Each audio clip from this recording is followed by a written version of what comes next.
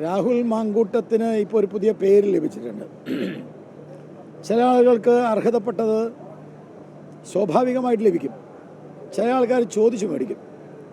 അങ്ങനെ അയാൾക്ക് അർഹതപ്പെട്ടത് അയാൾ ചോദിച്ചു മേടിച്ചു. ഇന്നത്തെ അവസ്ഥയിൽ രാഹുൽ മാങ്കൂട്ടത്തിൽ ഒരു ജനപ്രതിനിധിയാണ്. ജനപ്രതിനിധി ജനങ്ങളോട് പ്രതിബദ്ധതയുള്ള ആളാവണം. ജനങ്ങളോട് പ്രതിബദ്ധതയില്ലാത്തവർ ജനപ്രതിനിധി ആവാൻ പാടില്ല. ഹൂ കെയേഴ്സ് എന്നതാണ് ചോദ്യം. അതിനുത്തരം പീപ്പിൾ കെയേഴ്സ് എന്നുള്ളതാണ്. ജനങ്ങൾക്ക് ഈ കാര്യത്തിൽ വലിയ വലിയ താല്പര്യമുണ്ട്. People cares.